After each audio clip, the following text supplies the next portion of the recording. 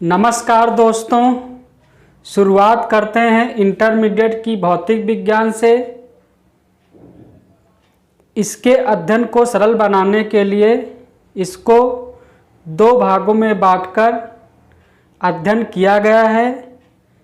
देखते हैं इसके पहले भाग को कितनी इकाइयों में बांटा गया है व प्रत्येक इकाई के अंतर्गत दिए गए अध्यायों अर्थात चैप्टर्स का एक संक्षिप्त रूप देखते हैं। भौतिक विज्ञान फिजिक्स भाग 1 भाग 2। इसको 5 इकाइयों में बांटा गया है। इकाई 1, इकाई 2, इकाई 3, इकाई 4, इकाई 5। इकाई 1 के अंतर्गत स्थिर वैद्युतिकी का अध्ययन करते हैं, इलेक्ट्रोस्टैटिक्स। दूसरी इकाई के अंतर्गत गतिमान वैद्युतिकी अर्थात इलेक्ट्रोडायनामिक्स या विद्युत धारा का अध्ययन करते हैं। तीसरी इकाई में आते हैं वैद्युत धारा का चुंबकीय प्रभाव एवं चुंबकत्व, magnetic effect of electric current. चौथी इकाई में वैद्युत चुंबकीय प्रेरण एवं प्रत्यावर्ती धारा और लास्ट में इकाई 5 वैद्युत चुंबकीय तरंगे। इन 5 इकाइयों में भाग 1 को बांटा गया है। इकाई 1 के अंतर्गत कुल 4 अध्याय दिए गए हैं। पहले अध्याय का नाम वैद्युत आवेश तथा वैद्युत क्षेत्र है। दूसरे अध्याय का नाम वैद्युत फ्लक्स तथा गॉस की प्रमेय या नियम है। तीसरा वैद्युत विभव। चौथा संधारित्र तथा परावैद्युतांक या धारिता। दूसरी इकाई में 5वां अध्याय वैद्युत चालन और छठा अध्याय सरल परिपथ है। 7वां अध्याय वैद्युत धारा का चुंबकीय प्रभाव।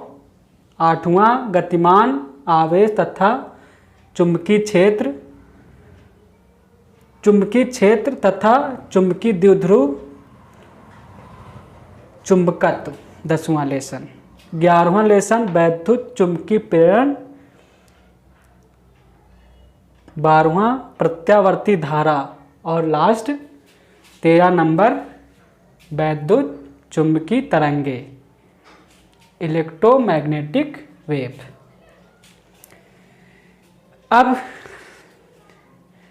इसके अध्ययन को छोटे छोटे प्रत्येक अध्याय को छोटे छोटे हिस्सों में बांटकर अध्ययन किया गया है ताकि हम इसको बेहतर तरह से समझ सकें और उसको याद कर सकें। क्योंकि ऐसा बोला जाता है कि छोटी छोटी बातें हमेशा याद रह जाती हैं। यहाँ तक लोग बोलते हैं कि भाई छोटी छोटी बातों को भूल जाना चाहिए। तो इसको बांटते हैं वैद्युत आवेश। ए नंबर वैद्युत आवेश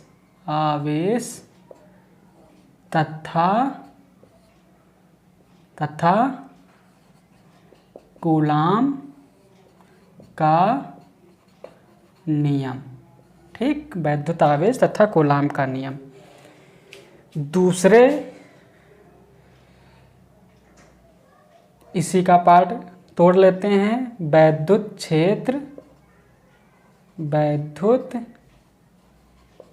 क्षेत्र तथा तथा क्या, तथा वैद्युत द्विध्रुव। ठीक, तथा वैद्युत द्विध्रुव सही से लिख देते हैं क्योंकि दिखाई नहीं पड़ता है। वैद्युत क्षेत्र तथा वैद्युत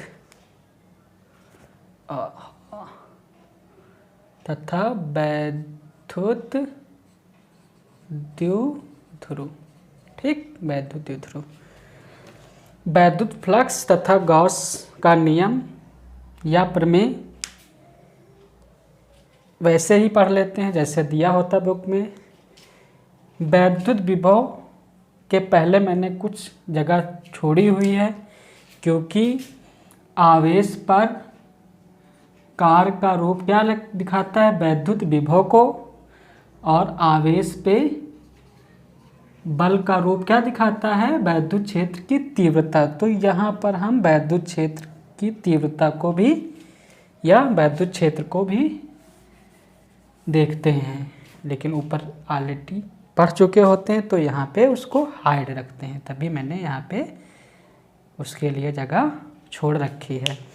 अब लास्ट में आते हैं संधारित्र तथा परावैद्युतांक। इसको दो हिस्सों में बांट के अध्ययन करते हैं। पहले ए नंबर पे आते हैं संधारित्र और इसी के अंतर्गत हम धारिता पढ़ लेते हैं। ठीक, दूसरे बी पार्ट में आते हैं संधारित्र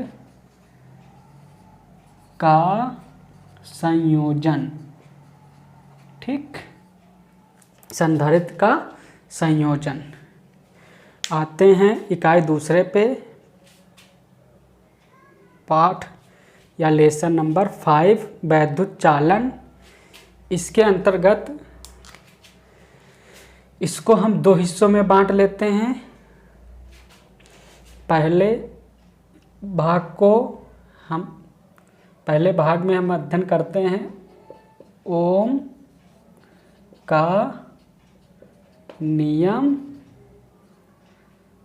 नियम तथा, अब इसमें क्या प्रतिरोध आ जाएगा ना, ओम के नियम में प्रतिरोध होता है, तथा वैद्युत प्रतिरोध लिख देते हैं ना, तथा वैद्युत प्रतिरोध, जगह कम है भाई, वैद्युत प्रतिरोध।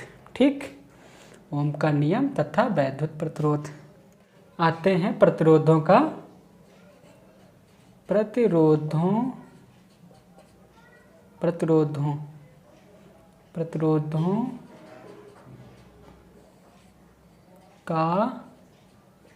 संयोजन मतलब जोड़ना। ठीक, सही से लिख देते हैं यार, प्रतिरोधों का संयोजन, प्रतिरोधों का संयोजन।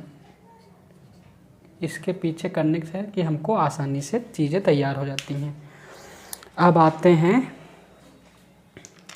सरल परिपथ, यानी छठे लेसन में इसको 3 हिस्सों में बांट देते हैं। ठीक, पहले हिस्से को कहते हैं किरचॉफ का नियम, किरचॉफ का नियम। अब इसमें क्या था, ओम का नियम तथा वैद्युत प्रतिरोध था, तो इसमें क्या आएगा, तथा सेल। ठीक, सेल पढ़ते हैं इसमें।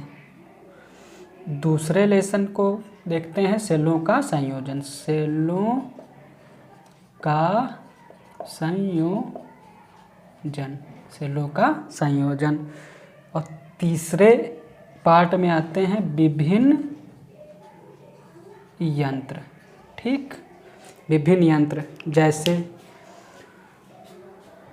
आप धारा मापी, ammeter, voltmeter, Wheatstone सेतु, मीटर सेतु, विभव मापी और धारा नियंत्रक आदि यंत्र इसमें हम पढ़ते हैं। ठीक, वैद्युत धारा का चुंबकीय प्रभाव, इस तरह लेसन चलते हैं, लेकिन इसमें स्पेशली तौर पर हम बायो-सेवर्ट का नियम, बायो-सेवर्ट का नियम व एम्पीयर का नियम बहुत ही ध्यान से सीखते हैं। ठीक, बायो-सेवर्ट का नियम। अब आते हैं वैद्युत चुंबकीय प्रेरण। इसमें हम 3 चीज़ों पे विशेष तौर पर ध्यान देते हैं। पहला, फैराडे का नियम, फैराडे का नियम, ये बहुत महत्वपूर्ण चीज़ें होती ना। फैराडे का नियम, इसमें आते हैं लेंज का नियम, लेंज नहीं भाई, लेंज, ठीक, लेंज का नियम। और क्या होता है, वैद्युत चुंबकीय प्रेरण के अनुप्रयोग। क्या अनुप्रयोग होते हैं, विद्युत मोटर या मोटर कह दो, जनित्र मतलब जनरेटर और ट्रांसफार्मर के रूप में। ठीक, और प्रत्यावर्ती धारा में इधर पढ़ लेते हैं हम वोल्टेज के बारे में और शक्ति के बारे में। और इसमें आते हैं प्रत्यावर्ती धारा परिपथ, और लास्ट में जाते हैं वैद्युत चुंबकीय तरंगे। इसमें लिख देते हैं भाई प्रत्यावर्ती धारा परिपथ, प्रत्यावर्ती धारा परिपथ। ठीक, इसमें हम विभिन्न यंत्रों में भी नाम लिख देते हैं, जैसे धारा मापी, ठीक, ammeter, voltmeter, Wheatstone सेतु,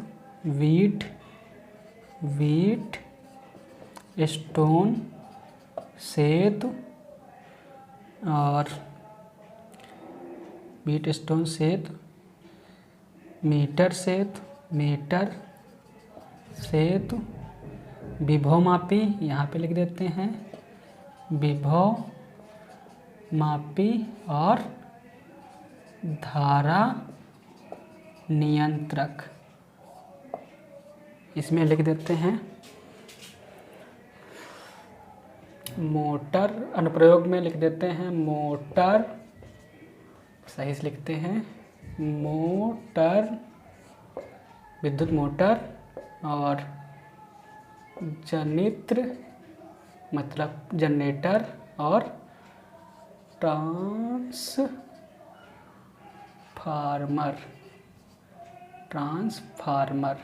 ठीक, जगह देते हैं भैया, ट्रांसफार्मर, थोड़ा सा इधर कर देते हैं भैया, ट्रांसफार्मर। ठीक, इस तरह हम एक समरी बना लेते हैं और इस तरह भाग 1 को पढ़ते हैं या सीखते हैं। स्थिर वैद्युतिकी के बारे में जानते हैं। स्थिर वैद्युतिकी वैद्युत विज्ञान की वह शाखा है जिसके अंतर्गत स्थिर आवेश से आवेशित वस्तुओं के गुणों का अध्ययन किया जाता है। अब विद्युत क्या होता है? विद्युत एक शक्ति का नाम है जिसके कारण वस्तुओं में अत्यंत हल्की वस्तुओं को अपनी ओर आकर्षित करने का गुण आ जाता है। ठीक, मिलते हैं कल। Thank you.